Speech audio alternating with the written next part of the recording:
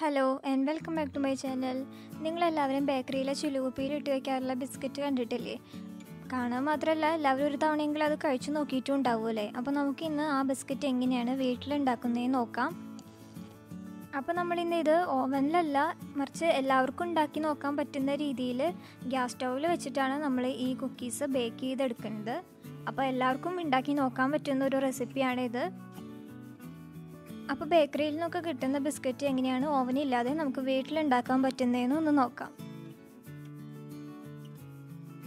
അപ്പോൾ ഞാൻ ബിസ്ക്കറ്റ് ഉണ്ടാക്കാനായിട്ട് ആദ്യം തന്നെ ഇവിടെ ഒരു അരക്കപ്പോളം പൊടിച്ച പഞ്ചസാര എടുത്തിട്ടുണ്ട്. അപ്പോൾ പഞ്ചസാരയൊക്കെ തരിതരിയൊന്നും ഇല്ലാതെ നല്ലപോലെ പൊടിച്ചെടുക്കണം.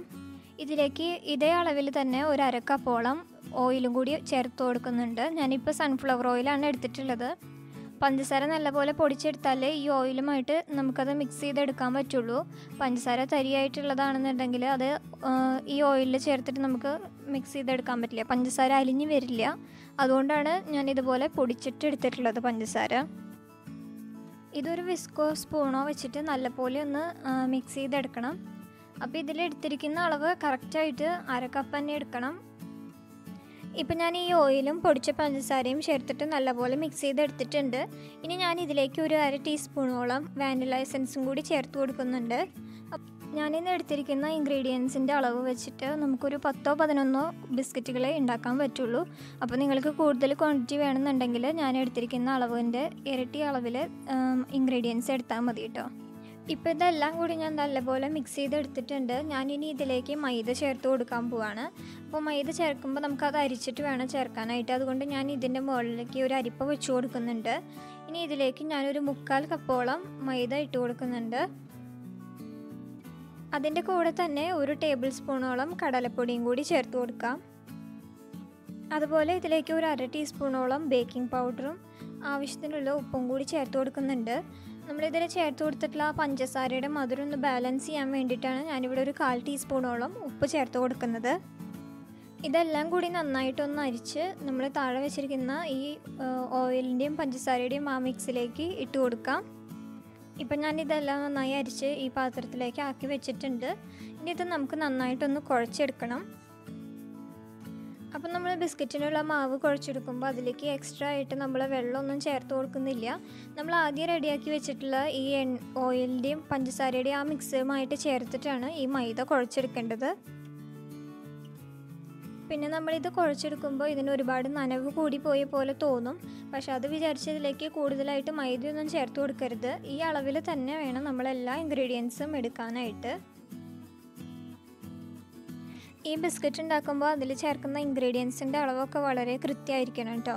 ഏതെങ്കിലും ഒരു ഇൻഗ്രീഡിയൻറ്റ് മാത്രമായിട്ട് അളവ് കൂട്ടിയെടുക്കാനും പാടില്ല, കുറയ്ക്കാനും പാടില്ല. ഞാൻ ഈ പറഞ്ഞിരിക്കുന്ന അതേ അളവിൽ തന്നെ വേണം ഇതെടുക്കാനായിട്ട്. ഇപ്പോൾ ഞാനിവിടെ എടുത്തിരിക്കുന്നത് സൺഫ്ലവർ ഓയിലാണ്. അപ്പോൾ നിങ്ങൾക്ക് ഏത് റിഫൈൻഡ് ഓയിൽ വെച്ചിട്ട് വേണമെങ്കിലും ചെയ്ത് നോക്കാം. പക്ഷെ ഒരിക്കലും വെളിച്ചെണ്ണയൊന്നും എടുത്ത് ഉപയോഗിക്കരുത്. അപ്പോൾ കുക്കീസിൻ്റെ ആ ടേസ്റ്റ് തന്നെ ആകെ മാറിപ്പോവും. ഇപ്പം ഞാൻ ബിസ്ക്കറ്റ് ഉണ്ടാക്കാനുള്ള മാവ് നല്ലപോലെ കുഴച്ചെടുത്തിട്ടുണ്ട്. അപ്പം ഞാൻ ഇതിലേക്ക് ഫുഡ് കളർ ചേർത്ത് കൊടുക്കുന്നുണ്ട്. അപ്പോൾ നിങ്ങൾക്ക് വേണമെന്നുണ്ടെങ്കിൽ ചേർത്ത് കൊടുത്താൽ മതി. ഞാനിതിപ്പോൾ 3 കളറായിട്ട് ചെയ്യാൻ വേണ്ടിയിട്ടാണ് ഞാനിപ്പോൾ ഇതിലേക്ക് ഫുഡ് കളർ ചേർത്ത് കൊടുക്കുന്നത്. ഫുഡ് കളർ ചേർക്കണമെന്ന് യാതൊരു നിർബന്ധവും ഇല്ല. ഫുഡ് കളർ ചേർക്കുകയാണെന്നുണ്ടെങ്കിൽ കുറച്ച് കളർഫുള്ളായിരിക്കും. അപ്പോൾ ഞാൻ ബിസ്ക്കറ്റിന് വേണ്ടി കുഴച്ച് വെച്ച മാവ് ഇതുപോലെ 3 ഭാഗമാക്കി വെച്ചിട്ടുണ്ട്. അപ്പോൾ ആദ്യത്തേതിൽ ഞാൻ ഫുഡ് കളറൊന്നും ചേർത്ത് കൊടുത്തിട്ടില്ല. അപ്പോൾ നമ്മൾ ഫുഡ് കളറൊന്നും ചേർക്കാണ്ട് ഉണ്ടാക്കുകയാണെന്നുണ്ടെങ്കിൽ ബിസ്ക്കറ്റിൻ്റെ കളറ് വൈറ്റ് ആയിരിക്കും കേട്ടോ. പിന്നെ രണ്ടാമത് മാറ്റി വെച്ചിരിക്കുന്ന ഭാഗത്തിൽ ഞാൻ കുറച്ച് ഓറഞ്ച് ഫുഡ് കളർ ചേർത്ത് കൊടുത്തിട്ടുണ്ട്. അതുപോലെ മൂന്നാമത്തെ ഭാഗത്തിൽ കുറച്ച് യെല്ലോ ഫുഡ് കളറും കൂടി ചേർത്ത് കൊടുത്തിട്ടുണ്ട്. അപ്പോൾ ഞാൻ ഇന്ന് ഈ 3 കളറിലാണ് ഈ ബിസ്ക്കറ്റ് ബേക്ക് ചെയ്തെടുക്കാൻ പോകുന്നത്. അപ്പോൾ ആദ്യം തന്നെ ഈ മാവ് ഒന്ന് 15 മിനിറ്റ് ഫ്രിഡ്ജിൽ വെച്ചൊന്ന് തണുപ്പിച്ചെടുക്കണം. അപ്പോൾ അതിന് വേണ്ടിയിട്ട് ഞാൻ ഈ 3 മാവും കൂടി ഒന്നിച്ചൊരു പാത്രത്തിലേക്ക് വെച്ച് കൊടുക്കുകയാണ്. ഇത് നമുക്കിതുപോലെ ഏതെങ്കിലും ഒരു ക്ലിംഗ് റാപ്പ് ഉണ്ടെങ്കിൽ അത് വെച്ചിട്ടൊന്ന് മൂടി ഒരു 15 മിനിറ്റ് ഫ്രിഡ്ജിൽ വെച്ച് തണുപ്പിച്ചെടുക്കാം. ഇങ്ങനത്തെ ക്ലിംഗ് റാപ്പ് ഇല്ലെങ്കിൽ ഏതെങ്കിലും സാധാരണ ഒരു പാത്രം വെച്ചിട്ട് മൂടിയാലും മതി. ഇപ്പോൾ ഒരു 15 മിനിറ്റ് കഴിഞ്ഞിട്ടുണ്ട്. അപ്പം ഞാനിത് ഫ്രിഡ്ജിൽ നിന്ന് ഇപ്പോൾ പുറത്തേക്ക് എടുത്ത് വെച്ചിട്ടുണ്ട്.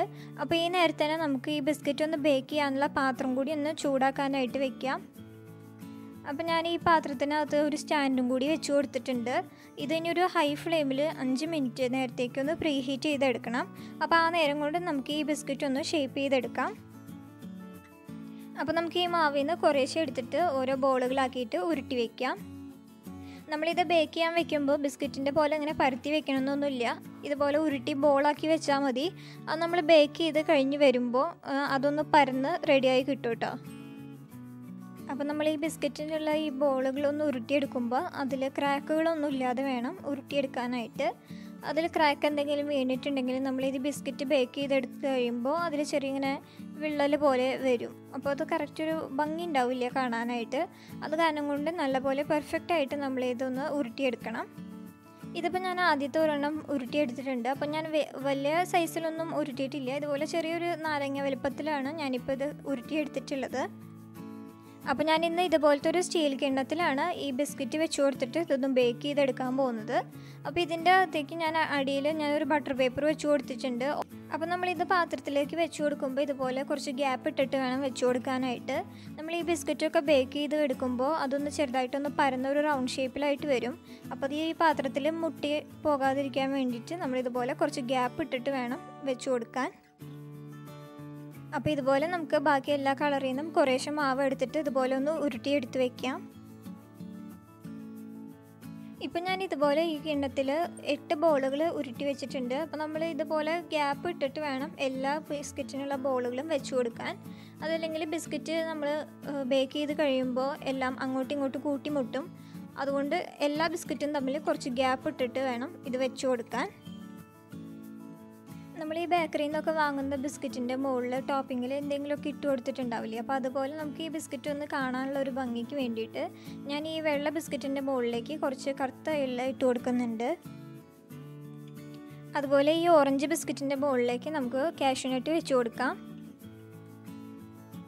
ഈ മഞ്ഞയുടെ മുകളിലായിട്ട് ഒരു ചെറിയ കഷ്ണം ചെറിയും കൂടി വെച്ച് കൊടുക്കാം.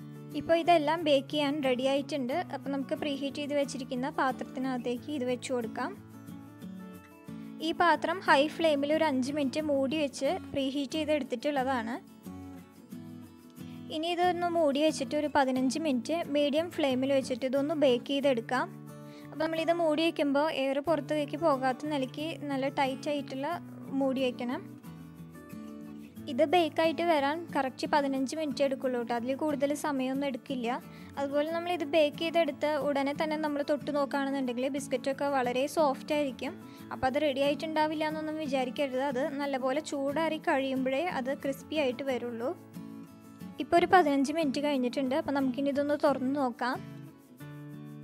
ഇപ്പോൾ ബിസ്ക്കറ്റൊക്കെ നല്ലപോലെ ബേക്ക് ചെയ്ത് വന്നിട്ടുണ്ട്. ഇപ്പോൾ ഇത് തൊട്ട് നോക്കുകയാണെന്നുണ്ടെങ്കിൽ ഇത് നല്ല സോഫ്റ്റ് ആയിരിക്കും കേട്ടോ. ഇത് നല്ലപോലെ ചൂടാറിയതിന് ശേഷം മാത്രമേ ഇത് കട്ടിയായിട്ട് വരുള്ളൂ. ഇപ്പോൾ ഇതിന് കറക്റ്റ് ഒരു ഷേപ്പ് ഇല്ല ബിസ്ക്കറ്റിൻ്റെ. അത് കാരണം കൊണ്ട് നമുക്കിതൊരു സ്പൂണോ അല്ലെങ്കിൽ കൈ കൊണ്ടോ ഒന്ന് ഷേപ്പ് ചെയ്തെടുക്കണം. അങ്ങനെ ഷേപ്പാക്കി എടുക്കണം എന്നുണ്ടെങ്കിൽ ചെറിയ ചൂടോടുകൂടി തന്നെ ആക്കിയെടുക്കണം. ചൂടാറി കഴിഞ്ഞ് കഴിഞ്ഞാൽ ബിസ്ക്കറ്റ് നല്ല കട്ടിയാവും. പിന്നെ നമുക്കതൊന്നും ചെയ്യാൻ പറ്റില്ല. അപ്പോൾ അത് കാരണം കൊണ്ട് നമ്മളിത് ബേക്ക് ചെയ്ത് കഴിഞ്ഞ ഉടനെ തന്നെ അത് ഷേപ്പാക്കി എടുക്കണം. ഇപ്പോൾ ബിസ്ക്കറ്റ് എല്ലാം നല്ലപോലെ ചൂടാറിയിട്ടുണ്ട് കേട്ടോ. ഇത് പിന്നെ ഞാൻ ബാക്കി വന്നിരിക്കുന്ന മാവിൻ്റെ 3 കളറിലുള്ള മാവും കൂടി ഒന്നിച്ച് ചേർത്തിട്ട് ഉണ്ടാക്കിയെടുത്തിട്ടുള്ള ബിസ്ക്കറ്റാണിത്.